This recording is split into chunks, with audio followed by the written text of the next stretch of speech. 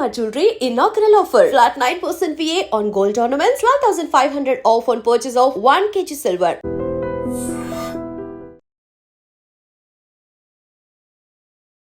ఐడ్రీమ్ ప్రేక్షకులకు నమస్కారం. దైవానుగ్రహం కార్యక్రమానికి స్వాగతం.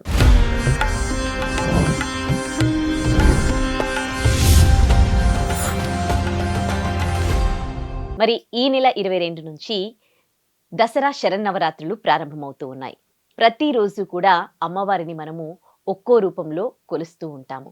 అయితే ఈసారి దసరా శరన్నవరాత్రులు 9 రోజులు కాకుండా 11 రోజుల పాటు వచ్చాయన్నమాట. మరి ప్రతిరోజు మనం చేసే అమ్మవారిని కొలిచే విధంగా ఏ రూపంలో కొలుస్తాము, దానికి సంబంధించి పూజా విధానం అనేది ఏ విధంగా ఉంటుంది, ఎలాంటి ఉపాసన చేయాలి, ఎలాంటి నైవేద్యం సమర్పించాలి, ఎలాంటి ప్రత్యేక పూజా విధానం మనం చేయాలి అనే దానికి సంబంధించి మనకు వివరించడానికి మనతో పాటు ఉన్నారు విక్రమాదిత్య గారు, సూర్య ఉపాసకులు, సన్ స్పిరిచువల్ సొసైటీ ఫౌండర్, అలాగే ఆధ్యాత్మికవేత్త. ఆయనతో మాట్లాడదాం. నమస్తే అండి, welcome to our studio. Okay, Vikramaditya గారు, శరన్నవరాత్రులు అంటే నవరాత్రులు అంటే దాంట్లోనే 9 రోజులు అని ఉంది. మరి అలా కాకుండా ఈసారి 11 రోజుల పాటు వచ్చింది దసరా శరన్నవరాత్రులు. అంటే గతంలో ఎప్పుడైనా 11 రోజుల పాటు శరన్నవరాత్రులు వచ్చాయా? ఇదే ఫస్ట్ టైమా? ఒక 25-30 ఏళ్ల క్రితం వెనక్కి వెళితే ఈ నవరాత్రులు, ఈ హడావుడులు పెద్దగా ఉండేవి కాదమ్మా.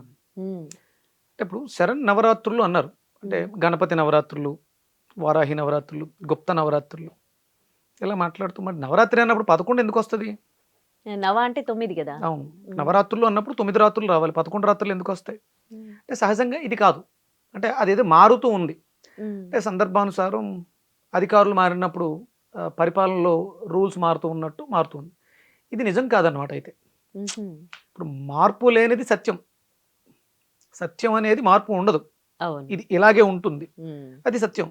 ఇది మారుతూ ఉందంటే ఇది సత్యం కాదు, ఇది అసత్యం అయి ఉంటుంది. మరి అసత్యమైన దాన్ని నవరాత్రులుగా మనం ఎలా జరుపుతాం? ఒక ప్రశ్న. అంటే నాకు కూడా ఇది జనించింది. అప్పటి వరకు మనకి తెలియని విషయాలు తెలుసుకోవాలన్న సంకల్పంతో అసలు దీని గురించి అంటే మనకి ప్రమాణాలు ఏంటి, మనం చేసేటువంటి హిందూ సాంప్రదాయాల్లో ఉన్నటువంటి క్రతువు కార్యక్రమాలకి ప్రమాణం ఎక్కడో ఒక రాసిపెట్టి ఉండాలి, ఎవరో చెప్పు ఉండాలి దానికి సంబంధించి. మనకి దానికి సంబంధించి పురాణాలు, ఇతిహాసాలు, సంహితలు, ఇలా మనకి బ్రాహ్మణికాలు ఇలా ఉంటాయి. వాటి ద్వారా అవి తెలుసుకున్నటువంటి పెద్దలు ఆచరించే విధానంలో మనకి ఇది వచ్చింది. సహజంగా మీరు అడిగినటువంటి ఈ శరన్నవరాత్రులు అంటారు. ఆశ్వేజ మాసములో ఉన్నటువంటి రోజులని మనం ప్రత్యేకంగా కొలుచుకునేటువంటి విధానం. ఇది సహజంగా పక్షము. మొన్నే ఇప్పుడు మనకి మహాలయ పక్షాలు పూర్తవుతున్నాయి. పక్షం అంటే 15 రోజులు, పౌర్ణమి నుంచి అమావాస్య వరకు మహాలయం. ఇది పరమేశ్వరుడు సృష్టిలో చెడుని విధ్వంసం, నాశనం చేయటానికి పూనుకున్నటువంటి సమయం. ఎప్పుడైతే స్వామి ఉగ్రరూపం దాల్చి చెడుని నిర్మూలించారో, అమ్మవారు వచ్చి దాన్ని మళ్ళీ పునర్నిర్మాణం చేయాలేమో. చెడు నిర్మూలన జరిగింది, మంచి స్థాపన జరగాలి కదా. మంచి స్థాపన జరగాలంటే మనం ఏదైనా విజయాన్ని సాధించడానికి ఇది విజయదశమి, విజయం కోసం చేసేటువంటి పక్షం రోజులు. 9 రోజులు 11 రోజులు వచ్చాయి కాదు. ఒరిజినల్గా మనం 15 రోజుల పాటు దీక్షగా దక్షతతోటి అమ్మవారిని ఆరాధించాలి. అంటే త్రేతాయుగంలో శ్రీరామచంద్రమూర్తి సీతమ్మని ఎత్తుకెళ్ళిపోయిన తర్వాత నెతకడానికి సంకల్పించుకున్నటువంటి రోజు 10వ రోజు ఆవిడ జాడ ఆచూకీ తెలిసింది. ఆ రోజే విజయం చేకూరిందని తెలిసిపోయింది. ఆవిడ ఎక్కడుందో, ఎవరి చెరలో ఉందో, ఎందుకు ఉందో అనేది అర్థమైపోయింది. ఇంకా ఆటోమేటిక్గా మనం యుద్ధం చేసి తెచ్చుకోవటమే. ఇవి అంటే ఈ ఆశ్వేజ మాసాన్ని దానికి ప్రామాణికంగా మనం జీవితంలో అభివృద్ధి సాధించడానికి, విజయం సాధించడానికి ఈ ఆశ్వేజ మాసంలో అమ్మవారి ఆరాధన మనం చేస్తూ ఉంటాం. అలా వచ్చింది. 9 రోజులు 11 రోజులు 10 రోజులు కాదు, ఒరిజినల్ గా చేయవలసింది 15 రోజులు, పక్షం రోజుల పాటు మనం చేసేటువంటి కార్యక్రమాలు మన జీవితంలో, మన గ్రామంలో, మన రాష్ట్రంలో, మన దేశంలో అభివృద్ధి కోసం, విజయం కోసం, మన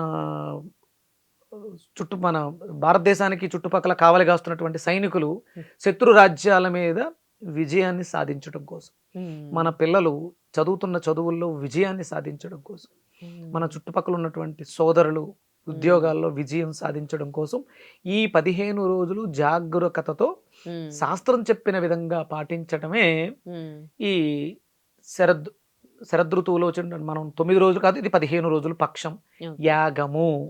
విజయం కోసం చేసే యాగం విజయయాగం.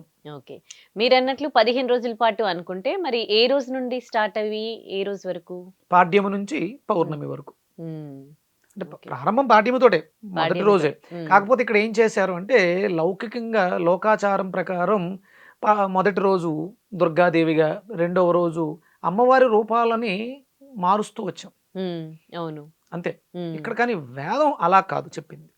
వేదం ఎలా చెప్పిందంటే పాడ్యమే మనకి ప్రారంభం. మనకి మన సృష్టికి దైవం ఎవరైతే పరమాత్మ ఉన్నారో పరమాత్మని ఆరాధన పాడ్యమి రోజు ప్రారంభిస్తాం. ఆది ప్రణవనాదం అయినటువంటి ఓంకారానికి ఆ రోజు మనం అంకురం చెప్తాం అనమాట. స్వాహాకారాలు చెప్తూ యజ్ఞం చేయటం, ఏదో కొలవటం కాదు. ఒక రంగురంగుల చీరలు కట్టి అమ్మవారిని చూస్తూ ఉంటే మూర్తి అందంగా ఉంటుంది, మనసు లగ్నం అవుతుంది, అంతే. అంతకు మించి ప్రకృతిలో జరిగే మార్పే ఉంటుంది కదా. అవును, అమ్మవారిని అందంగా అలంకరించాం, దుర్గాదేవిగా అలంకరించాం. ఒక పాస్టు ప్యారిస్తో ఒక విగ్రహాన్ని తయారు చేసి, లేదా మంచి ఇత్తడితో ఒక పెద్ద విగ్రహాన్ని తయారు చేసి ఆవిడని అలంకరించాం. తద్వారా పెద్దగా అలంకారం బాగుంది, అందంగా ఉంది, ఆకర్షణ ఉంది అమ్మవారు. కానీ అమ్మవారు కోరుకునేది అది కాదు కదా. ప్రకృతిలో ప్రళయం తర్వాత, మహాలయం తర్వాత మనం ప్రకృతిని మళ్ళీ సమతుల్యపరచాల్సినటువంటి సమయం ఇది. అందుకని యజ్ఞం చెయ్యాలి. యజ్ఞమే ప్రధానం. మనం చేసేటువంటి హోమమే దానికి ప్రధానం. దానికి ఏమేమి, ఏ రోజు, పాడ్యము రోజు ఏ హోమం చేయాలి, విధియ రోజు ఏం చేయాలి, తదియ రోజు ఏం చేయాలి, చతుర్దశి రోజు ఏం చేయాలి, పంచమి రోజు ఏం చేయాలి, ఒక్కొక్క రోజుకి ఒక్కొక్క ప్రాముఖ్యత. ఆ ప్రాముఖ్యతకి తగ్గన దైవానికి ఆ ప్రసాదాన్ని నివేదన చేయడం ద్వారా మళ్ళీ ప్రకృతి అంతా కూడా మళ్ళీ శక్తివంతంగా తయారై ఇవి మనల్ని 6 నెలల పాటు, ఇప్పుడు మనం ఇక్కడ చేసేటువంటి ఈ 15 రోజుల కార్యక్రమం 6 నెలల పాటు మనకి అంటే ఆ శక్తి నిలవ ఉండి ప్రకృతి ద్వారా మళ్ళీ మనకి ఆ ఫలితాలను పొందడానికి అవకాశం ఉంటుంది. మరి ఇళ్లలో చేసుకుంటారుగా, ఇళ్లలో యజ్ఞాలు చేయాలంటున్నారా మీరు? అంటే ఇక్కడ ఇప్పటి వరకు మనం పూజ ఇంట్లో చేసుకుంటాం. యజ్ఞయాగాది క్రతువులు మనకి నిర్దేశించినటువంటి యాగశాలలు లేకపోతే దేవాలయాలు. ఇక్కడ సామూహికము, ఒంటరిగా ఎవరికి వాళ్ళు చేసుకునేది కాదు. గణపతికి సంబంధించినటువంటి ఉపాసనలు చేసేవాళ్ళు కూడా ఇదంతా సంఘటితం చేయడం కోసం, మనలో ఐకమత్యాన్ని పెంపొందించడం కోసం, బరువు బాధ్యతలని పంచుకోవడం కోసం. ఇదేదో చండీ యాగం చేస్తే మీకు కలిసి వచ్చేస్తుంది, నేను చేస్తే నాకు కలిసి వస్తుంది, ఇది సమాజ హితం కోసం. కాబట్టి ఇది ఇంట్లో చేసేది కాదు. ఇది అందరం కూడా ఒక చోటకి చేరి, మనకు దేవాలయాలు అందుకే పెట్టారు సత్సంగము. ఫస్ట్ మొట్టమొదటిసారిగా చేయవలసింది సత్సంగము. వేద బ్రాహ్మణులు, వేదం తెలిసిన వాడు బ్రాహ్మణుడు. జంజం వేసుకుని ఉపనయన సంస్కారం అయిపోతే బ్రాహ్మణుడు అయిపోడు. వేదం తెలిసిన వాళ్ళు బ్రాహ్మణులు, అంటే వాళ్ళకి జ్ఞానం ఉంది అని అర్థం. అలాంటి వాళ్ళ సమక్షంలో ఈ యజ్ఞయాగాది క్రతువులు చేయడం ద్వారా మనకి ప్రకృతిలో అసమతుల్యత పోయి సమతుల్యత ఏర్పడుతుంది. తద్వారా మనం అందరం కూడా మన కష్ట సుఖాలు, బాధబందీలు తెలియజేస్తాం.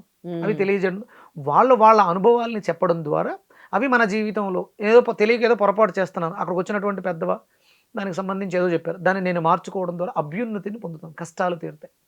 అది దాని ఉద్దేశం. అలంకారాలు ఆడంబరాలుగా చేస్తే కాదు. అసలు సహజంగా మన వేదం ప్రకారం విగ్రహారాధన లేదు. ఇప్పుడు అలంకారం అంటే విగ్రహమేగా. అరే మనిషి యొక్క మానసిక స్థితి నిగ్రహంగా ఉండడం కోసం విగ్రహాన్ని పెట్టాం. కానీ మన పరమావధి యజ్ఞమే. మనకి 5 యజ్ఞాలు నిర్దేశించబడాయి. ప్రతి మనిషి కూడా ఈ 5 యజ్ఞాలు ప్రతిరోజు చేయాలి. ప్రతిరోజు చేయాలి. గుళ్ళో కాదు, ఈ 5 యజ్ఞాలు ఇంట్లో చేసుకునేవి. ఇవి 5 యజ్ఞాలు చేస్తూ పర్వదినాలలో సామూహికంగా దేవాలయాల్లో చేయాలి. కానీ ఇప్పుడు ఇది ఏంటంటే వ్యాపారం అయిపోయి డిఫరెంట్ పీఠాలు ఏర్పడిపోయి ఎక్కడికక్కడ చేసేస్తున్నారు. పంచయజ్ఞాలు ఏంటి? బ్రహ్మయజ్ఞము, దైవయజ్ఞము, పితృయజ్ఞము, భూతయజ్ఞము, దీన్ని ఏమంటారు, బంధువులు వీళ్ళకి చేసేటువంటి అతిథి యజ్ఞం. ఈ 5 యజ్ఞాలు ప్రతిరోజు కూడా ప్రతి కుటుంబం, ప్రతి గృహిణి లేదా యజమాని చేయాలి. బ్రహ్మయజ్ఞం అంటే సంధ్యావందనం చేయటం, దైవయజ్ఞం అంటే అగ్నిహోత్రం చేయటం, భూతయజ్ఞం అంటే పశుపక్షాదులకి మన చుట్టుపక్కల ఉండే ఓకే. పశుపక్షాదులకి ఆహారం ఇవ్వటం. ఆహాహా. అతిథి మన ఇంటికి ఆ. వచ్చేటువంటి అతిథిని ఆహా. అన్నం పెట్టడం. పితృయజ్ఞం అంటే మనకి జన్మనిచ్చిన తల్లిదండ్రులకి ఓకే. కావలసినవి చూడు. ఈ 5 యజ్ఞాలు ప్రతినిత్యము ప్రతి మనిషి చేయాలి. ఉమ్. ఇది పర్వదినం. ఉమ్. ఇది సామూహికంగా అందరం కూర్చుని ఉమ్. ఒక యజ్ఞకుండాన్ని ఏర్పాటు చేసి ఉమ్. ఇప్పుడు మనకి ఈ ఆశ్వేజ మాసంలో మొదటి రోజు ప్రారంభిస్తాం. ఉమ్. ఏ రోజు ఏ అతిథికి ఉమ్. ఏ దేవతకి ఇవ్వాలనేది వేదం చెప్పింది. మీకు తెలుసుకోవాలని ఇంట్రెస్ట్ ఉంటే చెప్పడానికి ప్రయత్నం చేస్తాం. తప్పకుండా. అందుకోసమే కదా ఇవాళ మనం కూర్చుంది ఇక్కడ. అయితే ఏ పండుగ వచ్చినా గానీ ఫస్ట్ పండగ ప్రాముఖ్యత అనేది పెద్దవాళ్ళకి చాలా మందికి తెలీదు. వాళ్ళ పిల్లలకి చెప్పడానికి. అసలు ఈ పండగ ఎందుకు చేసుకుంటాము? దీని వెనక ఏం స్టోరీ ఉంది? అట్లా స్టోరీస్ తీసుకున్నా గానీ ఒక్క పండగకి 4, 5 స్టోరీస్ రకరకాలే చెప్తూ ఉంటారు. దానివల్ల ఫస్ట్ వాళ్ళకి అర్థం కాదు. కన్ఫ్యూజన్. కన్‌ఫ్యూజన్. పిల్లలకి ఏం చెప్పాలో అర్థం కాదు. మరి మీరేం చెప్తారు దసరా పండగకి సంబంధించి? అదేమ్మా, ఇప్పుడు ఇక్కడ మనం 15 రోజుల గురించి మాట్లాడుకున్నాం. ఇది సామూహికంగా అందరం కలిసి సత్సంగం చేస్తూ హ్మ్. ఇవి నేర్చుకోవలసినటువంటి విషయాలు. ఇక్కడ మనం మొదటి రోజు పాడ్యమి. ఇప్పుడు దాన్ని దుర్గాదేవి అలంకారం అని, శారద మూల నక్షత్రం కలిసి వస్తేనేమో సరస్వతి అని ఇలా మనం మాట్లాడుతాం. కానీ వేదం ఏం చెప్పిందంటే కారణభూతుడైనటువంటి పరమాత్మ, హ్మ్. అది ఆది ప్రణవనాదమైనటువంటి ఓంకారం. హ్మ్. ఓంకారానికి మనం మొదటి రోజుని కేటాయించబడింది. అది పరమాత్ముడికి కేటాయించబడింది. అంటే మనం మంత్రాలు చెప్పి హవిస్సిస్తాం కదా, హ్మ్. అది ఓంకారంతో హవిస్సు ఇవ్వాలి, ఓంకారానికి హవిస్సు ఇవ్వాలి. హ్మ్. ఇది పరమాత్ముడికి. ఇది మనం పాడ్యమి రోజు ప్రారంభించినప్పుడు చేసేది. హ్మ్. రెండవ రోజు అశ్విని దేవతలు, హ్మ్. తదాస్తు దేవతలు అంటారు, అశ్విని దేవతలు అంటారు. అంటే సంచరించేటువంటి సమస్త ప్రాణికోటికి, మన చుట్టుపక్కల కాకులు, పిచ్చుకలు, చిలకలు ఇలాంటివి ఉంటాయి కదా, జంటగా ఉండేటువంటి హ్మ్. జంటగా ఉండే వాటిని అశ్వినిలు అంటారు. హ్మ్. అశ్విని దేవతలు, అశ్విని దేవతలు ఏమంటే మనకి ఆరోగ్యాన్ని చేకూర్చేవారు. హ్మ్. వాళ్ళకి హవిస్సులు ఇవ్వాలి హుహుహు. రెండవ రోజు వాళ్ళకి. అంటే మనం హవిస్సులు అంటే చెప్తారా? హవిస్సు అంటే ఆవు నేతితో కలిపినటువంటి పదార్థాన్ని అగ్నికి ఆహుతి ఇవ్వడాన్ని హవిస్సు, పదార్థాన్ని ఇవ్వటాన్ని హవిస్సు అంటారు. ఆహాహా.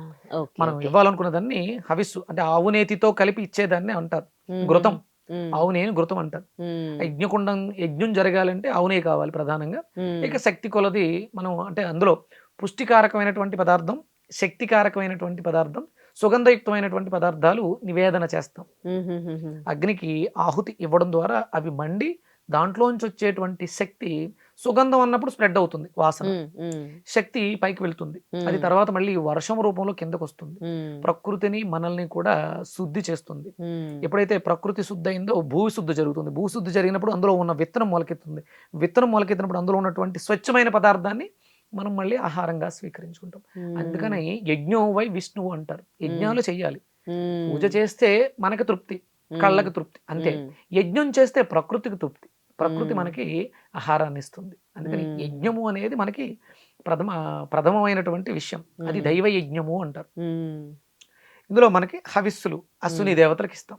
మూడవ రోజు విష్ణువుకి ఇవ్వాలి. హ్మ్. విష్ణుమూర్తి అంటే వ్యాపించి ఉన్నవాడికి హవిస్సునివ్వాలి. అంటే మూడవ రోజు అంటే రూపాల్లో మనం మాట్లాడుకోవట్లే, శక్తులుగా మాట్లాడుకుంటున్నాం. హ్మ్. విష్ణువుకి మనం ఆ రోజు చేద్దాం. అంటే హ్మ్. సర్వము సమస్త లోకానికి కూడా అంటే ఇక్కడ మనం ఇచ్చేటువంటి హవిస్సు భూమండలం అంతా వ్యాప్తి చెందాలి అన్నట్టుగా శాస్త్రం చెప్తుంది. ఆయా మంత్రాలు వేదంలో విష్ణువుకి సూచించబడినటువంటి మంత్రాల ద్వారా మనం అగ్నిహోత్రం చేస్తాం అన్నమాట. అగ్నికి ఆహుతిస్తాం. హ్మ్. నాలుగవ రోజు సోముడికి. హ్మ్. సోముడు అంటే చంద్రుడు. ఔషధయుక్తమైనటువంటి వనమూలికలకి, హ్మ్.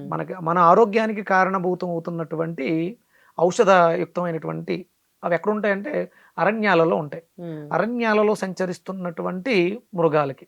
ఇప్పుడు అక్కడ సరైనటువంటి వసతులు లేక అరణ్యంలో ఉన్నటువంటి జంతువులు ఊర్ల మీద దాడి చేస్తున్నాయి. హ్మ్. దానికి అవును. ప్రధానమైనటువంటి అవును. కారణం ఏంటంటే మనం పాడు చేస్తున్నాం. హ్మ్. వాటిని పాడు చేయొద్దు, వాటిని బాగు చేయాలి. హ్మ్. వాటి కోసం అవి మనసు చంచలం అవ్వకుండా ఉండడం కోసం, వాటి వల్ల మనకి ప్రమాదం ఉండకుండా ఉండడం కోసం హ్మ్. సోముడి మంత్రాలు చెబుతూ మనం పదార్థాన్ని ప్రసాదంగా ఇవ్వాలి అని నాలుగవ రోజుకి శాస్త్రం చెప్పింది ఆశ్వేజ మాసంలో. హ్మ్. తర్వాత పూష హ్మ్. అంటే పూష అనే ఒక దేవత ఉంటుంది. హ్మ్. అది సూర్యుడిలోంచి వస్తున్నటువంటి ఒక కిరణం. హ్మ్. అది మనకి పోషణనిస్తుంది. దానికి మనం ఇవ్వాలి. హ్మ్. అంటే ఆహ్, మనకున్నటువంటి మనలో ఉన్నటువంటి 5 దిక్కులు, హ్మ్. ఐదు దిక్కులు ఉన్నాయి కదా, మన పంచభూతాలు ఉన్నాయి కదా, ఉమ్, మన శరీరం లోపల ఉన్నాయి, బయట ఉన్నాయి. మ్మ్. వాటికి మనం ఆ మంత్రోక్తంగా అది ఇవ్వాలి. లేదు మనం యజ్ఞం ఏం చేయట్లా, మనకి మ్మ్. తెలియదు, చేసుకునేంత స్తోమత లేదు, ఇప్పుడే తెలిసింది ఈ విషయం. అప్పుడు ఏం చేయాలని, 5వ రోజు 4వ రోజు, ఇది 5వ రోజు ఈశాన్య దిక్కుకి అధిపతి అయినటువంటి వారికి నమస్కారం, ఉమ్, ఆగ్నేయ దిక్కుకి అధిపతి అయిన వారికి నమస్కారం. ఉమ్, అంటే ఒక చోట నిలబడి ఉమ్. మనం ఆ ఓకే. 5 అన్ని దిక్కులకి దిక్కుల అధిపతులకు నమస్కరించాలి. నమస్కారం చేయటం. ఉమ్, అలాగే ఊర్ధ్వం ఆకాశానికి నమస్కారం చేయటం. ఉమ్, మనం అంతే చేయగలం, ఉమ్, యజ్ఞం చేయగలం, ఉమ్, మంత్రాలతో వాటికి పదార్థాన్ని అందదిద్దాం. కుదరలేదు, దిక్కులకు నమస్కారం చేస్తాం. ఉమ్, మనలో ఉన్నటువంటి పంచభూతాలకి కూడా నమస్కారం చేస్తాం. ఉమ్, ఆ తర్వాత 6 సవిత అని ఒక దేవత ఉంటుంది. ఉమ్, సవితా దేవతకి ఈ సవితా దేవత ఏం చేస్తుందంటే మనకి ఋతువులు ఏర్పడడానికి కారణం అవుతుంది. మనకి ఎన్ని ఋతువులు, 6 ఋతువులు ఉన్నాయి కదా, ఉమ్, ఆ ఋతువులకు కారణమైనటువంటి సవితకి నమస్కారము. ఉమ్, అంటే ఇవన్నీ మనం తెలుసుకోవాలి, ఉమ్, తెలుసుకుని చేయాలి. ఉమ్, అంటే ఏదో ఒక 4 ఇటుకలు పేర్చి కట్టె పుల్లలు వేస్తే వచ్చేది కాదు యజ్ఞం అంటే. దానికి చాలా భక్తి శ్రద్ధలు ఉండాలి, ఉమ్, ప్రమాణాలు, కొలతలు ఉన్నాయి యజ్ఞకుండం కట్టడానికి. అవన్నీ వేదం తెలిసిన వాళ్ళకి తెలుస్తాయి. అందుకని మనం అంటే మనం అందరం కూడా, మన వ్యవస్థ అంతా కూడా పండితుల మీద ఆధారపడి ఉంది. పండితుడు అంటే వేదం చెప్పేవాడు మనకి జ్ఞానాన్ని కూడా పోటిస్తారు. మనకి పూర్వం వేద పండితులే విద్యాలయాల్లో, వేద పాఠశాలలో మనకి వేదాన్ని నేర్పించేవారు. ఉమ్, వాళ్ళు జీవన విధానంలో మనకు కావాల్సినవన్నీ నేర్పించేవాళ్ళు. వాళ్ళు బ్రాహ్మణులు. ఉమ్, జ్ఞానం ఉన్నవాడు బ్రాహ్మణుడు, ఉమ్, వేదం తెలిసినవాడు బ్రాహ్మణుడు, యజ్ఞయాగాది క్రతువులు చేసేవాడు బ్రాహ్మణుడు, చేయించేవాడు బ్రాహ్మణుడు. అంటే జ్ఞానం ఉన్నవాడు ఎవరైనా సరే బ్రాహ్మణుడే.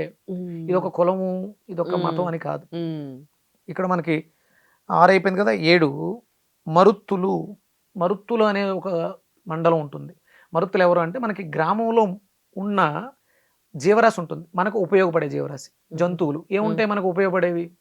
మొట్టమొదటిగా ఆవుని ఆవు, తీసుకున్నాం, ఆ, గోమాత. ఉమ్, అలాగే వ్యవసాయం చేయడానికి ఎద్దు, ఉమ్, అలాగే బరువులు మోయడానికి పూర్వం గాడిదలను వాడేవారు, ఉమ్, అలాగే దూర ప్రయాణాలు చేయడానికి ఒంటె, గుర్రాలు, గొర్రెలు, ఒంటెలు, ఉమ్, అలాగే ఔషధాలు సేవనం చేయడానికి మేకలు, ఉమ్, వస్త్రాలు, ఊలు తీసుకుంటాం కదా, గొర్రెలు. ఉమ్, ఈ 7 రకాల సప్తగ్రాహ్యాలకి, సప్తగ్రామ జీవులకి, పశువులకి మనం హవిస్సునిస్తారు. ఉమ్, అవి బాగుండాలి అని చెప్పేసి, అంటే అక్కడ ఇచ్చే ఆ పదార్థం ఆ జీవరాశికి వెళ్ళి అవి ఆరోగ్యంగా ఉంటే అవి మనకి ఉపయోగపడతాయి. ఉమ్, మనకి యజ్ఞం చేయడం కుదరలేదు, మనకి దగ్గరలో ఆవు ఉంది, గోమాతకి మెడలో ఒక దండ వేసి కొంచెం కాళ్ళకి పసుపు రాసి వెనకాల నమస్కారం చేస్తూ దానికి గ్రాసం, ఉమ్, దానికి ఉలవలో గడ్డో గ్రాసమో ఇవ్వటం. ఉమ్, యజ్ఞం చేయగలిగితే యజ్ఞం చేస్తాం, లేకపోతే ఇది చేస్తాం. ఉమ్, అంటే మనకు ఉపయోగపడుతున్నటువంటి జీవరాశికి ఉమ్, కృతజ్ఞత తెలియచేయటం. ఉమ్, ఇది ఎప్పుడు వచ్చింది? సప్తమి, 7వ రోజు వచ్చింది. ఉమ్, తర్వాత అష్టమి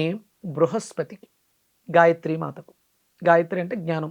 ఓం భూర్భువస్సువః తత్సవితుర్వరేణ్యం భర్గో దేవస్య ధీమహి ధియో యో నః ప్రచోదయతి. ఏం ప్రచోదనం చేస్తుంది? ఉమ్, బుద్ధి ప్రచోదనం చేస్తుంది. అందుకని అలాగే గురువు ఏం చేస్తాడు? బృహస్పతి జ్ఞానాన్ని ఇస్తాడు. ఉమ్, అందుకని మనకి ఇప్పుడు ఇది యజ్ఞంలో మంత్రాల ద్వారా గురువుకి, బృహస్పతికి, గాయత్రికి చేస్తాం. ఉమ్, మరి భౌతికంగా ఏం చేయాలి? మనకి విద్యని నేర్పిన గురువులను ఆహ్వానించి ఉమ్, వాళ్ళకి తునమో పనమో సమర్పించడం, వాళ్ళ అవసరాలకి ఏదైనా ఉంటే ఉమ్, సాయం చేయటం. ఉమ్, ఇది బాగుందా?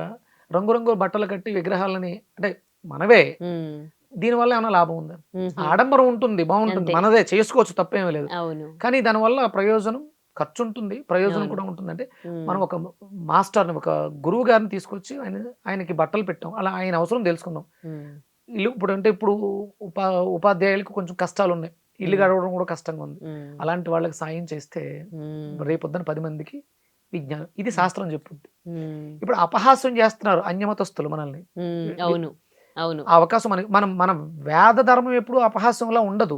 ఉమ్, ఇది వేదం చెప్పింది. నువ్వు అది హవిస్ ఇవ్వడం ద్వారా ఉమ్, అది పైకి వెళ్ళి శక్తిగా మారి ఉమ్, వాళ్ళకి నువ్వు సహాయం చేసే స్థితికి నిన్ను తీసుకెళ్తుంది. వాళ్ళు సహాయం పొందక్కర్లేకుండా వాళ్ళకి విజ్ఞానం బాగా అందించి తద్వారా పిల్లలు అభివృద్ధి చెందితే వాళ్ళకి పోషణ ఉంటుందిగా. అవును. అది ప్రకృతి చేస్తుంది. ప్రకృతిని సమతుల్యం చేయడం కోసం యజ్ఞం చేయండి.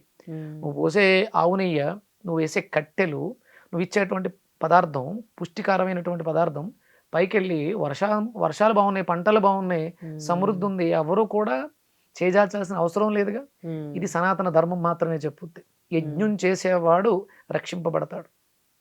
ఎవరికైతే ఇచ్చే గుణం ఉందో వాళ్ళకే పొందే అర్హత ఉంది. ఇవి చెయ్యమని శాస్త్రం చెప్పి. 8 అయిపోయింది కదా. 9 మిత్ర అనే దేవతకి మనం హవిసిస్తాం. ఎవరా మిత్రులు అంటే? మిత్రులు ఎవరమ్మా?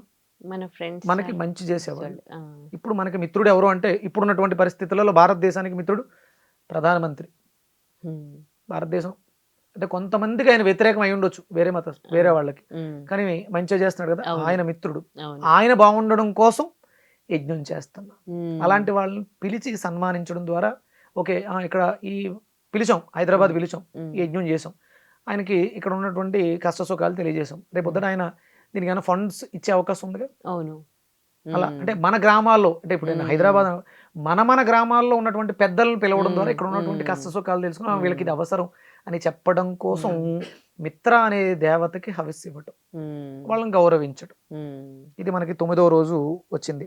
10వ రోజు వరుణుడు అనే ఒక దేవతకి ఇవ్వడం ద్వారా విరాట్ అంటే బాగా పేరు ప్రఖ్యాతులు ఉన్న వాళ్ళు, మంచి నడవడిక ఉన్న వాళ్ళని గ్రామాల్లో ఉంటారు వాళ్ళు బాగుండడం కోసం, మనకి మంచి చేసే వాళ్ళు బాగుండాలని కోరుకోవటం, అదొక యజ్ఞం, ఒక వ్యవస్థ ఉంది అక్కడ. ఇవన్నీ కూడా వ్యవస్థలు. అశ్విని అనేది ఒక వ్యవస్థ. వాళ్ళు ఆరోగ్యానికి సంబంధించి గ్రామాల్లో రాష్ట్రాల్లో సంచరణ చేస్తూ ఉంటారు. తదాస్తు దేవతలు అంటారు కదా, వాళ్ళు బాగుంటే మనం బాగుంటాం, మనకి డయాగ్నోసిస్ బాగా జరుగుతుంది, ట్రీట్మెంట్ బాగా జరుగుతుంది, ఆరోగ్యంగా ఉంటాం. అందుకని అశ్విని దేవతల్ని ఆరాధన చేయాలి. అలా ఇక్కడ మనం వరుణుడికి చేస్తాం. మనం గ్రామాల్లో ఉన్నటువంటి పెద్దలు వాళ్ళు ఆరోగ్యంగా ఎలా ఉన్నారు, వాళ్ళు ఏం పాటించారు, వాళ్ళని పిలిచి వాళ్ళని సన్మానించడం ద్వారా వాళ్ళు మరింత బాగుండాలని కోరుకుంటూ హోమం చేసాం, వాళ్ళని పిలిచి సత్కరించాం, వాళ్ళ అనుభవాలను చెప్పడం ద్వారా మనం కూడా ఆ స్థితికి వెళ్తాం కదా. వెళ్ళాలి, వాళ్ళ అనుభవాలను తెలుసుకోవడం కోసం సత్సంగం అన్నాను. అందుకనే ఇది ఒకళ్ళ ఇంట్లో చేస్తాం కదా, అందరూ కూర్చుంటే వాళ్ళు చెప్పే మాటలు అందరూ వింటే అది అందరికీ మంచిది. ఇది వేదం చెప్తుంది ఇలా చేయమని. తర్వాత ఇంద్రుడు అంటే ఎవరు? ధనవంతుడు, సంపదలు కలిగిన. మన గ్రామాల్లో సంపద కలిగిన వాళ్ళని ఆహ్వానించటం, వాళ్ళు బాగుండాలని కోరుకోవటం. వాడు బాగుంటే ఏదో కష్టం వచ్చింది మనకి సాయం చేస్తారుగా, అందుకని వాళ్ళకి కూడా ఈ విషయాన్ని తెలియజేసి వాళ్ళని పిలవటం, వాళ్ళని సత్కరించడం, తద్వారా వాళ్ళ నుంచి మనకు అవసరాలను ఏదన్నా ఉంటే అడిగి తీసుకోవటానికి అవకాశం ఉంటుంది. అంటే అడగాలని కాదు, వాళ్ళని పిలవడం ద్వారా వాళ్ళు కూడా చెయ్యాలి, చేస్తారు. ఇది ధర్మం. ఇలా చేస్తే ఆహ్వానించాం, ఉత్తి చేతులతో ఏం రావాలిగా. ఎక్కడికైనా వస్తున్నావు, కార్యక్రమానికి వస్తున్నప్పుడు ఉత్తి చేతులతో ఏం రావు, తృణమో ప్రాణమో ఏదో సాయం చేస్తారు. చెయ్యాలని కూడా కాదు, చేసే స్థితికి మీరు వెళ్తారు, వాళ్ళకి మీరు చేసేటువంటి యాగం ద్వారా ఆ ప్రసాదం వెళ్ళి వాళ్ళ మనసు కూడా మారుతుంది. ఇది ఇలా చేయాలి. తర్వాత విశ్వే దేవతలు. ఎవరు వీళ్ళు విశ్వే దేవతలు? విశ్వానికి మంచి చేసేవాళ్ళు. ఇప్పుడు నాకు విశ్వం, నాకు మంచి చేసేవాళ్ళు నా ఇంట్లో ఎవరుంటారు? నేను తొడుక్కునే చెప్పులు, నేను తొడుక్కునే బట్టలు, నేను తినే అన్నానికి తయారు చేసే పాత్రలు, నా ఇంటిని శుభ్రం చేసే పని మనుషులు, ఇప్పుడు మనం మాట్లాడుకుంటే జిహెచ్ఎంసి, ఇలాంటి వాళ్ళందరూ బాగుండాలని కోరుకుంటూ యజ్ఞం చేయటం. వాళ్ళని పిలిచి మీరు చేస్తున్నటువంటి సేవకి డబ్బులు ఇచ్చిన సేవ చేయాలంటే కాదు కదా, చేస్తున్నారు, మీ సేవకి మీకు కృతజ్ఞతలు అని వాళ్ళకి కృతజ్ఞతలు తెలియజేయడం, వాళ్ళకి ఏదైనా ఇవ్వటం. వాళ్ళు విశ్వే దేవతలు. మనం చుట్టూ ఉంటూ మనకి అన్ని రకాలుగా ప్లంబరు ఇలాంటి వాళ్ళు ఉన్నారు కదా, ఇలాంటి వాళ్ళకి, లేని వాళ్ళకి మనం సహాయం చేయటం. ఇది విశ్వే దేవతలు. తర్వాత వసువులు అంటారు, అష్టవసువులు అంటే ఇక్కడ స్త్రీలని ప్రధానంగా తీసుకుంటాం.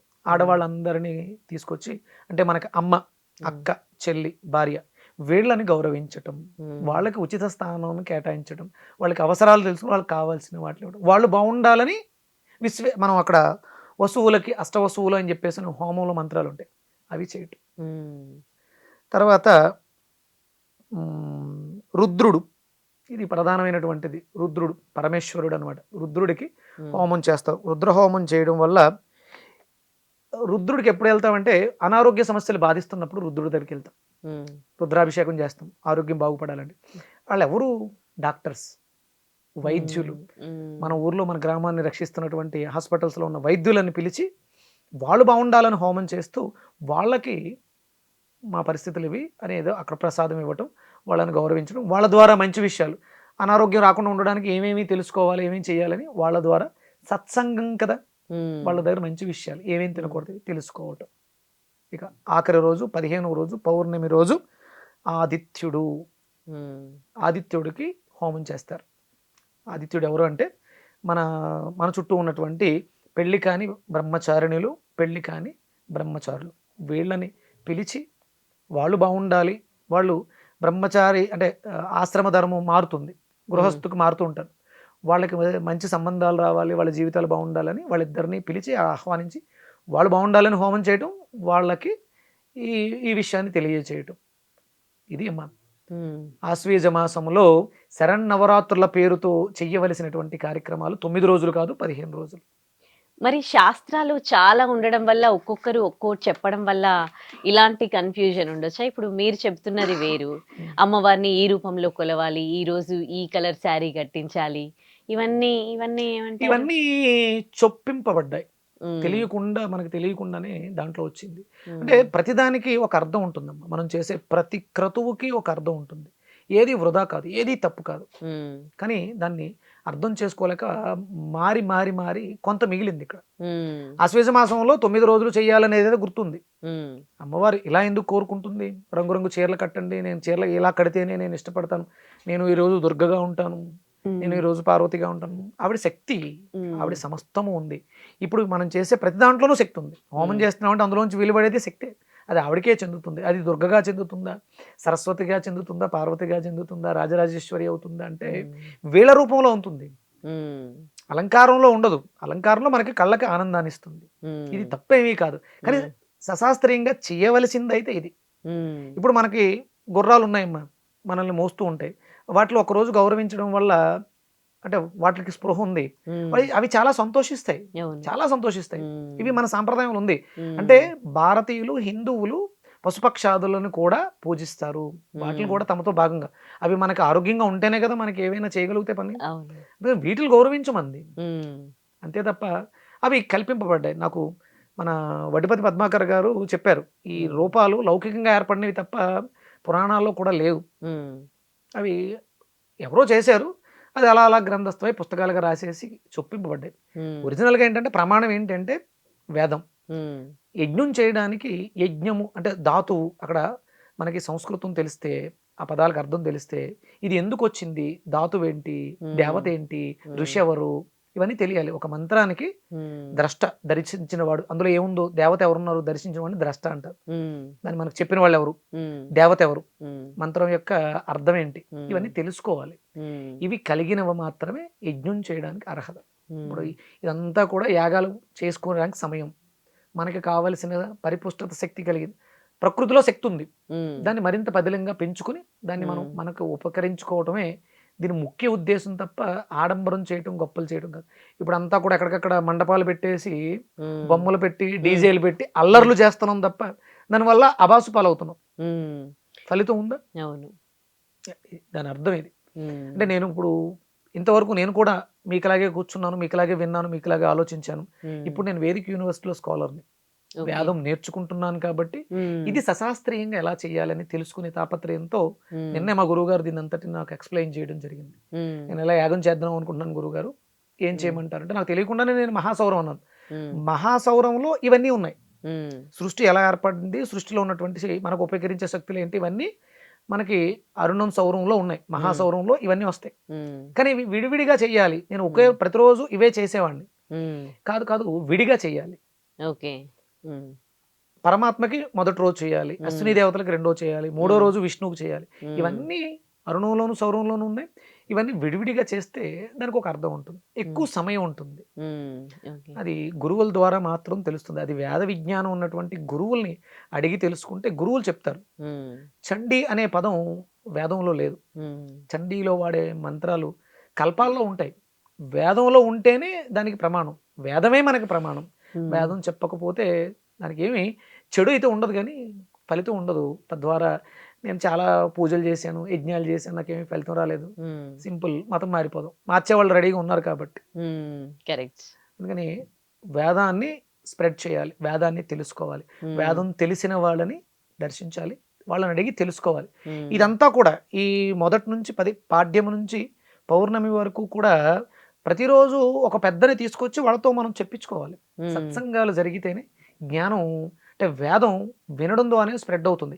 ఇంకా వేదం బ్రతుకుంది అంటే చెప్పేవాళ్ళు ఉన్నారు కాబట్టి, వినాలని కుతూహల ఉన్నవాళ్ళు ఉన్నారు కాబట్టి వేదం నిలబడింది. అది మన సనాతన ధర్మం.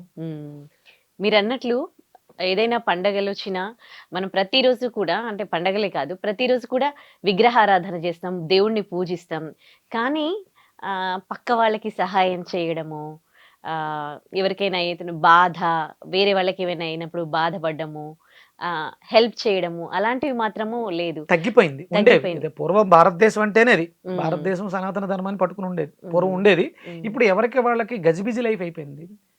టెన్షన్స్, సంపాదన, ఉమ్, ప్రాబ్లమ్స్. ఉమ్, అంటే మనం ఎప్పుడైతే ధర్మానికి దూరంగా వెళుతున్నామో సమస్యలు ఎక్కువ వస్తున్నాయి. అంటే ధర్మం అంటే నాలెడ్జ్, వేదము జ్ఞానాన్ని ఇస్తుంది. ఇప్పుడున్న ఎడ్యుకేషనల్ సొసైటీస్ అన్నీ కూడా సర్టిఫికేట్సే, అందులో జ్ఞానం లేదు. ఉమ్, కేవలం ఉద్యోగం. మీరు చదువుకున్న చదువు మీకు అక్కడ ఏమన్నా మీరు చేస్తున్న జాబ్లో చేస్తున్న దాంట్లో ఉపయోగపడుతుందా? మీరు ఏం చదువుకున్నారమ్మా? నేను బిఏ చేశాను. బిఏ చేశారు. బిఏ చదివేటప్పుడు ఇక్కడ ఈ ప్రశ్న అడగడానికి మీకు ఏమన్నా అందులో ఒక ఇంతకుముందు నేర్పినట్టు ఏమైనా ఉందా? అస్సలు లేదు. లేదు కదా. కానీ వేదంలో ఇది ఉంది. మీకు వచ్చిన సందేహాన్ని నివృత్తి చేసుకోవడానికి కావలసిన ప్రశ్న వేదంలో ఉంది. నువ్వు తెలియని దాన్ని అడిగి తెలుసుకో. చెప్పేవాడు కూడా దాన్ని చదివి ఉంటే దాంట్లో ప్రశ్న ఉంటుంది, సమాధానం ఉంటుంది. వేదం నేర్చుకుంటే నువ్వు బ్రతకటానికి కావలసిన, దాన్ని చాలా అద్భుతంగా చెప్తారు గురువులు దాన్ని, సర్వకాల సర్వావస్థలందు సకల విద్యల సత్య పుస్తకం వేదం. సర్వకాల సర్వావస్థలు, అప్పుడు ఇప్పుడు రాబోయే రోజుల్లో కూడా సైన్స్ కూడా దాంట్లోనే ఉంది. దాని నుంచే సైన్స్ అభివృద్ధి చెందుతుంది. వేదంలో లేనిది ఏదీ లేదు. దాన్ని ఉన్నదాన్ని తీసి ప్రూవ్ చేస్తాం సైంటిఫిక్ గా. వేదం సైన్స్ అభివృద్ధి చెందే కొలది వేదానికి స్థానం పెరుగుతుంది. ఇది ఆల్రెడీ ఉంది. అందుకని సర్వకాల సర్వావస్థలలోనూ సకల సత్య విద్యల పుస్తకం వేదం. వేదం తెలుసుకుంటే మీకు ఉన్నటువంటి సందేహాలన్నీ నివృత్తి అవుతాయి.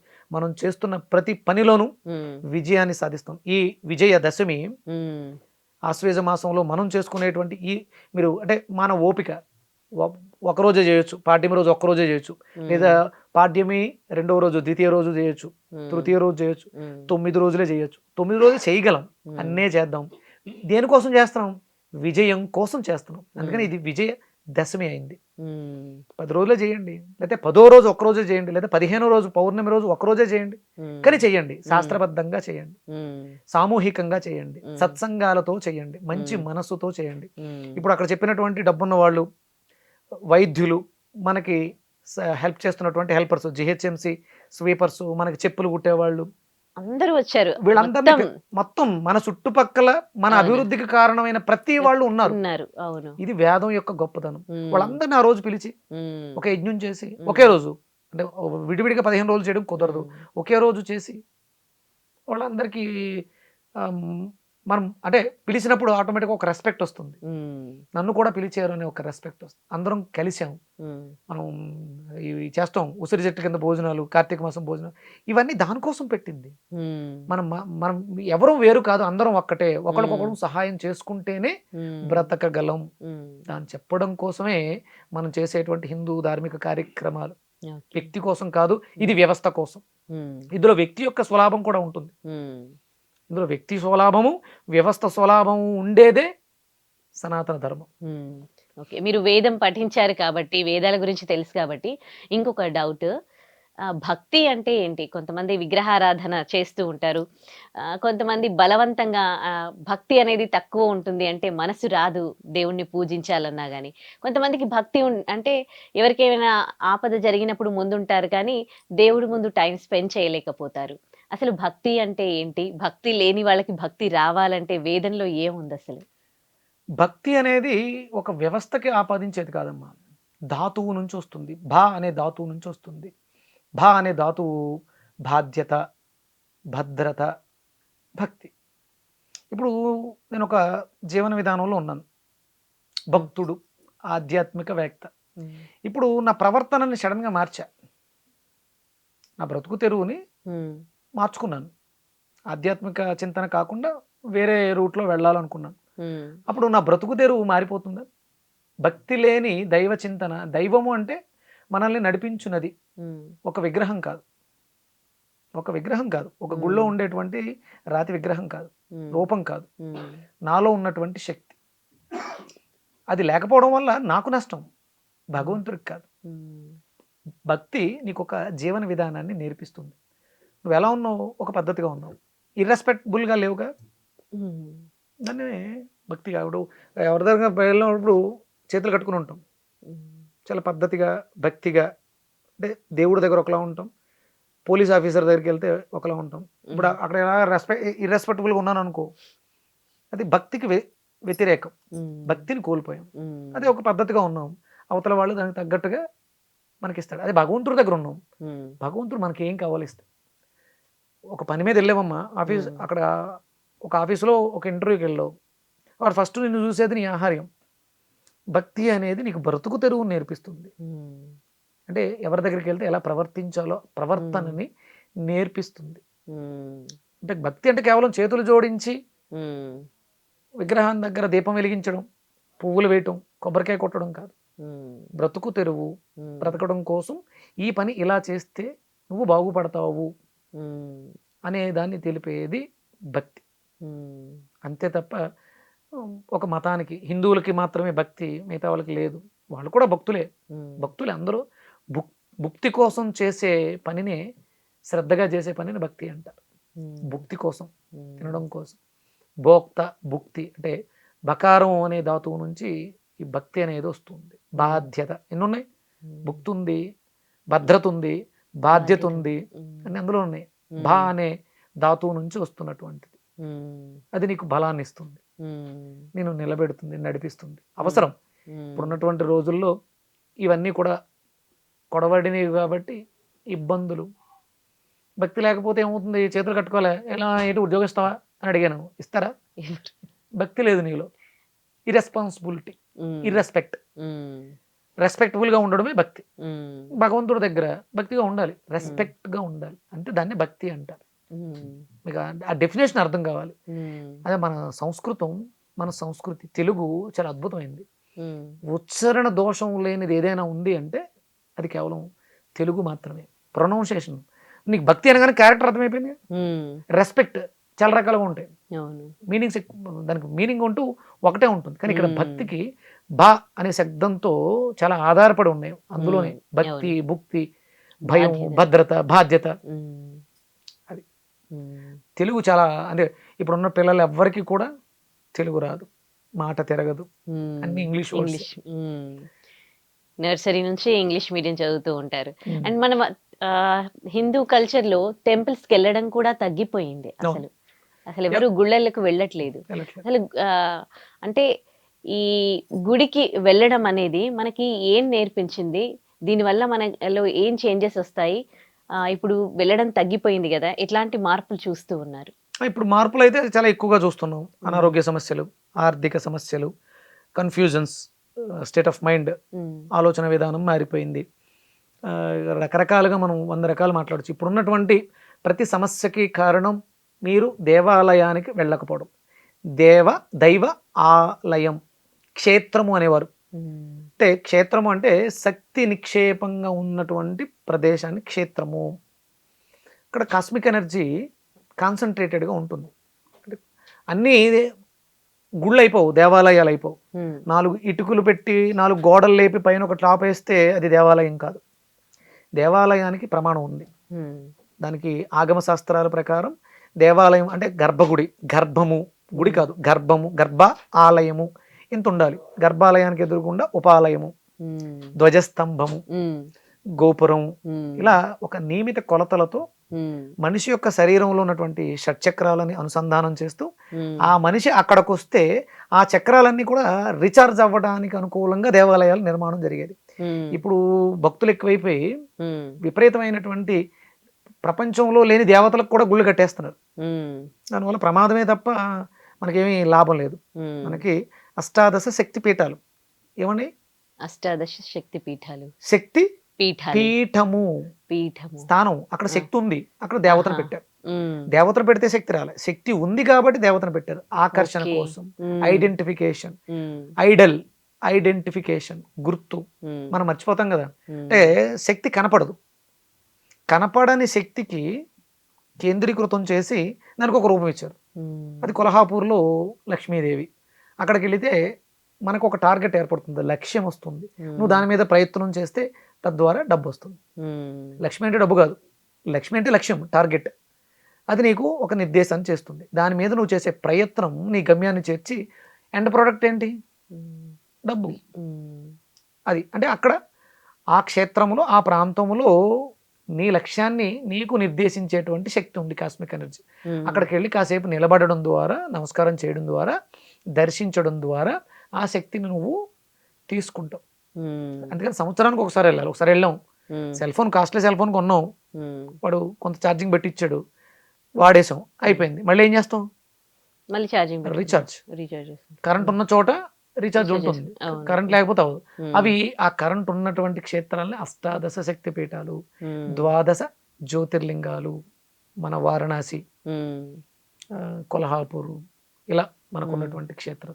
ఇవేవి మన మనుగడని అదిమి పెట్టి తొక్కేటువంటి, అజ్ఞానాన్ని నూరు పోసేటువంటి అంధకారాలు కాదు, మనల్ని జ్ఞానవంతుల్ని చేసి. అందుకని మనకి దేవాలయాల మీద చిత్రాలు ఉంటాయి, బొమ్మలు. అవును. అవి మనల్ని జ్ఞానవంతులను చేయడం కోసం స్టడీస్ అవన్నీ కూడా ఒక్కొక్క విగ్రహం ఒక్కొక్క పాఠాన్ని చెప్తూ ఉంటాయి. అంత చదువుకునే అంత జ్ఞానాన్ని పోయింది.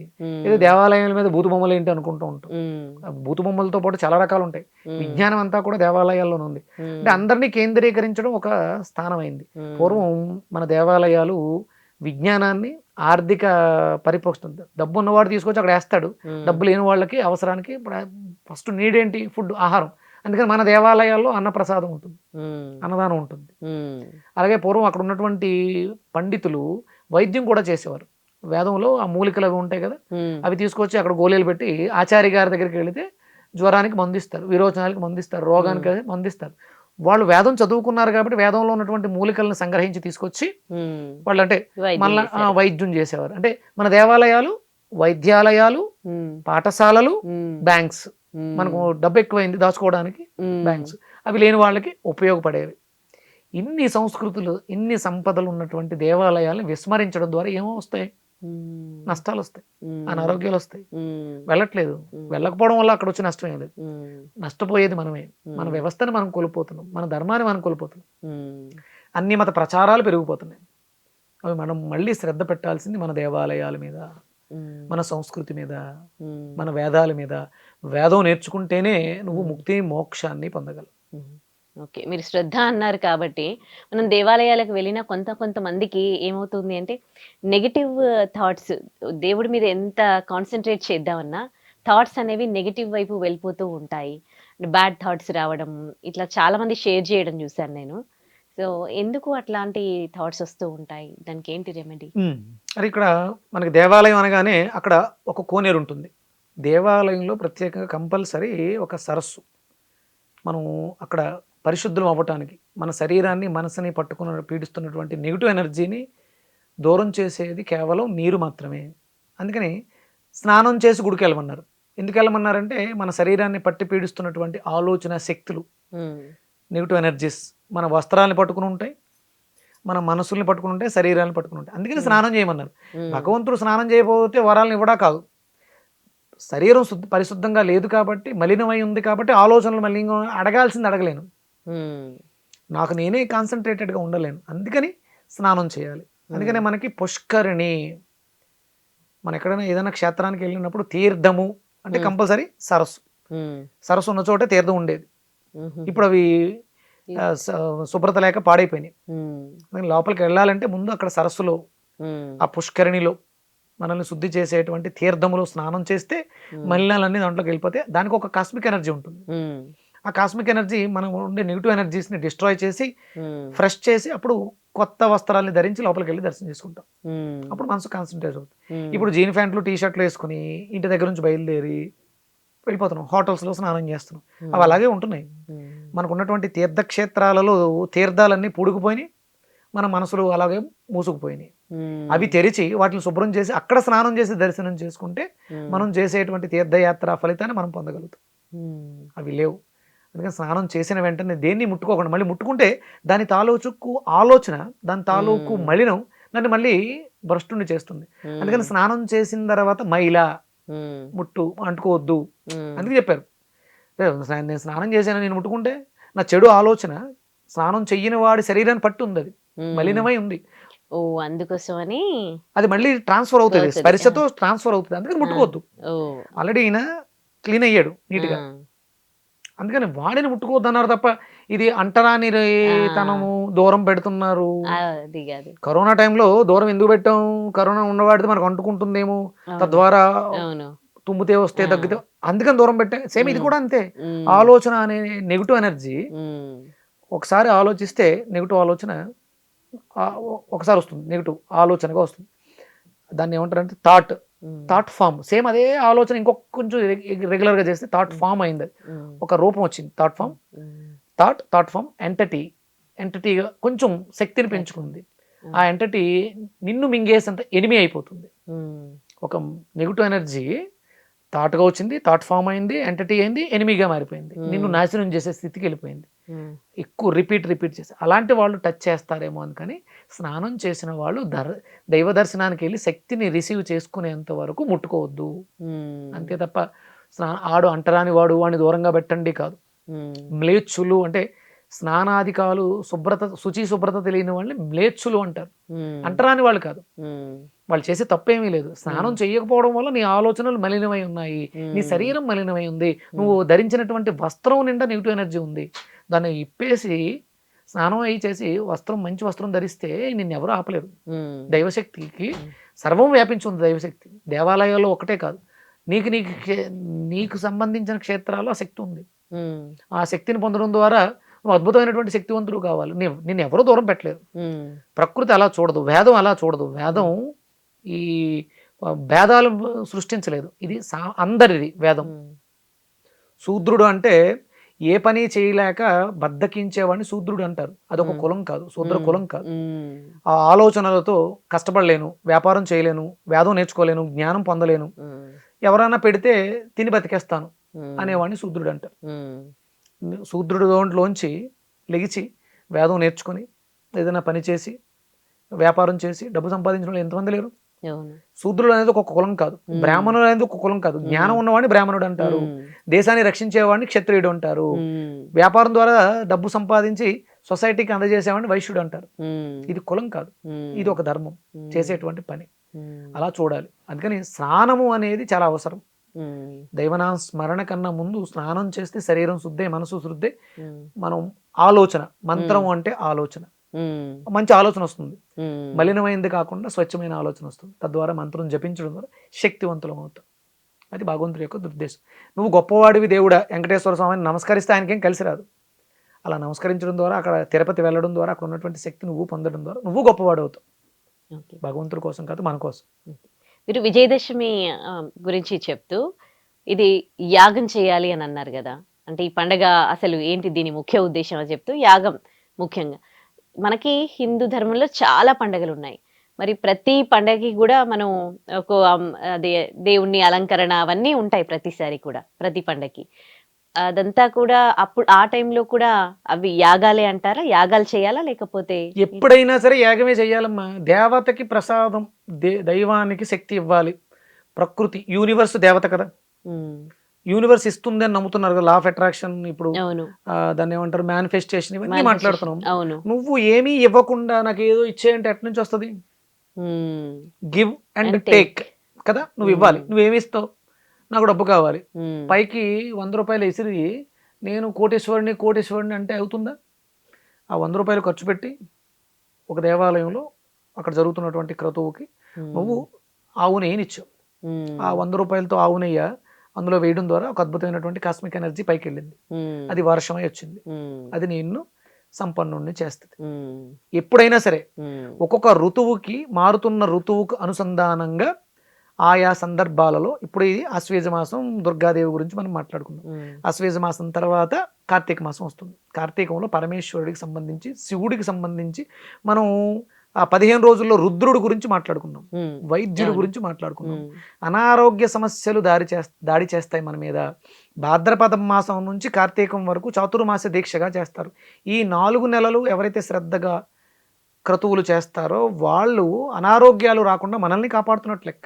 ఉమ్, అంటే అక్కడ ఇచ్చేటువంటి హవిస్సు, యజ్ఞం ద్వారా ఇచ్చేటువంటి హవిస్సు అది పైకెళ్ళి అది కిందకి మళ్ళీ శక్తి రూపంలో, పదార్థ రూపంలో, వస్తువు రూపంలో వస్తుంది. ఉమ్, అంతేగాని పైకి చూస్తూ సంపన్నుణ్ణి మేనిఫెస్టేషన్ అయిపోతుంది, ఉమ్. నేను కోట్లు పైనుంచి కురుస్తున్నట్టు కలగంటాం, Imagination. జరగదు. ఉమ్, ఇవన్నీ మిమ్మల్ని మోసం చేస్తున్నారు. ఉమ్, యజ్ఞం ద్వారా పరమాన్నాన్ని, ఆవు పాలు, బెల్లం, నెయ్యి కలిపి వండినటువంటి ప్రసాదాన్ని, బియ్యంతో కలిపిన ప్రసాదాన్ని ఉమ్, అక్కడ వేస్తే నీకు ఆహారం వస్తుంది.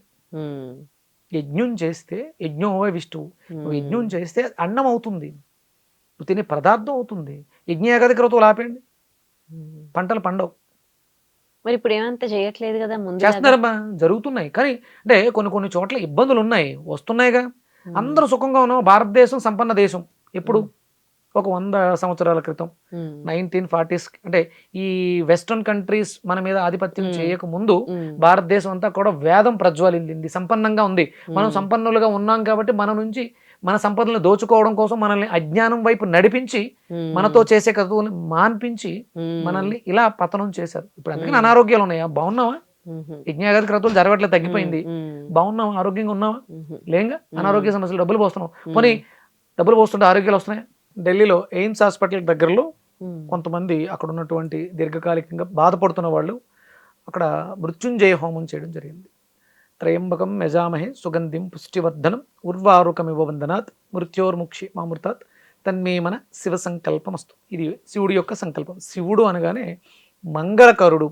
శివుడు అనగానే ఒక లింగము, పానపట్ట, ఇది కాదు. మంగళం, మంచి చెయ్యవాడిని శివుడు అంటారు. ఇది చేశారు. ఇది చేయడం ద్వారా అందులోంచి వచ్చినటువంటి శక్తి అక్కడ ఉన్నటువంటి వాళ్ళకి రోగ నివారణ జరిగేలా చేసింది. It's proved. మనకి యజ్ఞ చికిత్స అని ఉంటుంది సనాతన సాంప్రదాయంలో. అంటే మనకు ఉన్నటువంటి శరీరం, దీంట్లో ఉన్నటువంటి హోతలో అంటాం. హోత అంటే నడిపించినది, హోత ధరించాము, అట్లనే హో ముందుకు తీసుకెళ్ళినది. 2 కళ్ళు, 2 చెవురంధ్రాలు, 2 ముక్కురంధ్రాలు, 1 నోరు. ఈ సప్తహోతలు ఉంటేనే, సరిగా పనిచేస్తేనే నీ జీవితం సుగమం. ఈ సప్తహోతల్ని నడిచేవి సప్త ఇంద్రియాలు, మనకి సప్త ధాతువులుగా ఉంది. ఈ సప్త ధాతువులు మన శరీరంలో ఉన్నటువంటి సప్తహోతలు, సప్త చక్రాలు, 7 చక్రాలు ఉన్నాయి. మూలాధారం నుంచి స్వాధిష్టానం వరకు ప్రధానమైనటువంటి చక్రాలు. అంటే ఇంకా చిన్న చక్రాలు చాలా ఉన్నాయి, ఇవి ప్రధానం.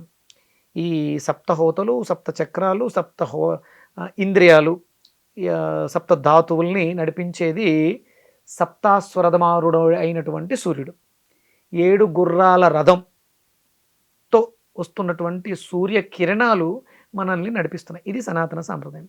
ఇది యజ్ఞం ద్వారా, యజ్ఞమే విష్ణువు అంటే యజ్ఞం మాత్రమే వ్యాపించగలదు, ఇంకోటి వ్యాపించదు. ఇక్కడ నేను కూర్చుని ఒక మూర్తిని పెట్టుకుని సూర్యాయ స్వాహ, మిత్రాయ స్వాహ అని మంత్రాలు చదివాను, నమః అని మంత్రాలు చదివాను, అది అక్కడ వరకే ఉంటుంది, ఇది వ్యాపించదు. అదే యజ్ఞం చేస్తే అది పైకి వెళ్తుంది. నువ్వు చేసే యజ్ఞం యొక్క డెన్సిటీని బట్టి అది పైకి వెళ్తుంది. పైకి వెళ్ళిన యజ్ఞం అలా ఉండిపోకుండా స్ప్రెడ్ అవుతుంది. విష్ణు అన్నారు, అంటే వ్యాపించుదాన్ని విష్ణు అన్నారు. అది వ్యాపిస్తుంది. అప్పుడు వర్షం పడింది, వ్యాపించిన వర్షం ప్రతి చినుకులోకి వెళ్తుంది. ఆ ప్రతి చినుకు విసరపడుతుంది, స్ట్రైట్గా అక్కడే పడదు.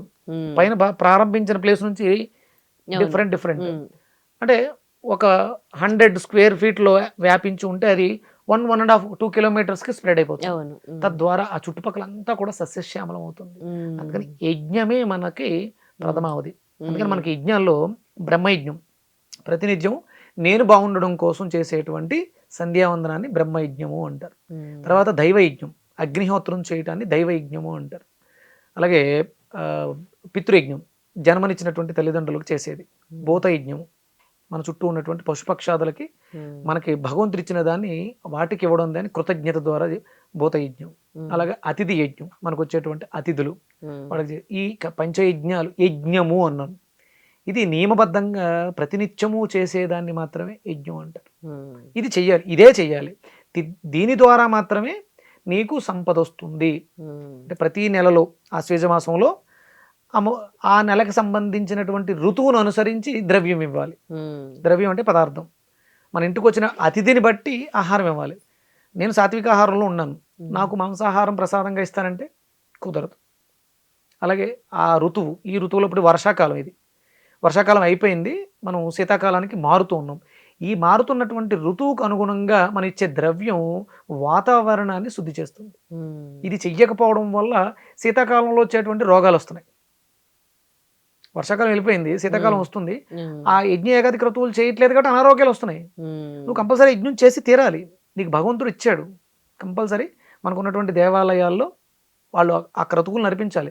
ఏదో అలంకారం బాగా చేశారు, పువ్వులకి ₹1,00,00,000 ఖర్చు పెట్టారు, దానివల్ల నో యూజ్, పువ్వులు వాడిపోతాయి, తీసుకెళ్ళి చెత్తబుట్టలో పడేస్తారు. ఉమ్, నువ్వు ఎంతన్నా చెయ్యి, అది మన ఆర్భాటం, సంతోషం. కానీ యజ్ఞం మాత్రం కంపల్సరీ ప్రతిరోజు చెయ్యాలి. అది ఎంత ఎక్కువ చేస్తారో ఆ దేవాలయం అంత అభివృద్ధిని చెందుతుంది. తర్వాత అతిథి, మన గుడికి వచ్చేటువంటి అతిథికి అన్నదానం కానీ మన దేవాలయాల్లోనే ఉంటుంది. అక్కడ ఉన్నటువంటి పురోహితుడు పొద్దుటే బ్రహ్మయజ్ఞం చేస్తాడు, దైవయజ్ఞం కార్యక్రమం చేస్తాడు, అలాగే అతిథికి ఆహారాన్ని యజ్ఞం చేస్తాడు. అక్కడ ఉన్నటువంటి దీని అంతటిని పరిశుభ్రం, ఇదంతా జరిగితేనే దేశం మళ్ళీ సుభిక్షంగా, భారతదేశం మళ్ళీ సుభిక్షం అవుతుంది. ఇవి జరగట్లేదు కాబట్టి కొంచెం ఇబ్బందులు, అనారోగ్య సమస్య. మనం డయాబెటిక్లో నెంబర్ 1 స్థానానికి వెళ్ళాం. ఎందుకంటే కలుషితమైనటువంటి ఆహారాన్ని భుజిస్తున్నాం. క్షేత్రం అభివృద్ధి చెందాలంటే యజ్ఞం జరగాలి, పరిశుద్ధం చెందుతుంది.